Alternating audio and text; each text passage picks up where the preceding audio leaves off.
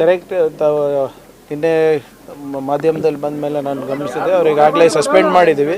But ಇದು ಯಾರಿಗೂ ಕೂಡ ಗೌರವ ತರುವಂಥ ವಿಚಾರ ಅಲ್ಲ. ಇದು ವಿಶೇಷವಾಗಿ ಯಾರು ರಕ್ಷಣೆ ಮಾಡಬೇಕು ಅವರೇ ಭಕ್ಷಣೆ ಮಾಡಿದ್ರೆ ರಕ್ಷಕರೇ ಭಕ್ಷಕರಾದರೆ ಸರಿಯಲ್ಲ. ಅದನ್ನು ಈಗಾಗಲೇ ಅವ್ರಿಗೆ ಸಸ್ಪೆಂಡ್ ಮಾಡಿದ್ದೀವಿ. ಮತ್ತು ಮೇಲಧಿಕಾರಿಗಳು ಕೂಡ ಯಾರಾದರೂ ಇದರಲ್ಲಿ ಇನ್ವಾಲ್ವ್ ಇದೆಯಾ ಅಂತ ಕೂಡ ಚೆಕ್ ಮಾಡೋಕ್ಕೆ ನಾನು ಹೇಳಿದ್ದೇನೆ. ಬಟ್ ಇದು ಒಂದು ಈ ವ್ಯವಸ್ಥೆಯಲ್ಲಿ ಏನು ಇದು ತುಕ್ಕು ಹಿಡಿದಿದೆ, ಇದನ್ನು ಸರಿಪಡಿಸ್ಲಿಕ್ಕೆ ಸ್ವಲ್ಪ ಟೈಮ್ ಆಗುತ್ತೆ.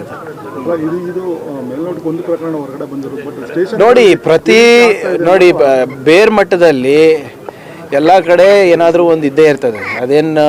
ಅದು ನಮ್ಮ ಸಮಾಜದಲ್ಲಿ ನಡೆದು ಬೆಳೆಸ್ದಿದ್ದಂಥ ಏನೋ ಒಂದು ಪ್ರವೃತ್ತಿ, ಹ್ಯಾಬಿಟ್ ಆಗಿಬಿಟ್ಟಿದೆ ಜನರಿಗೆ.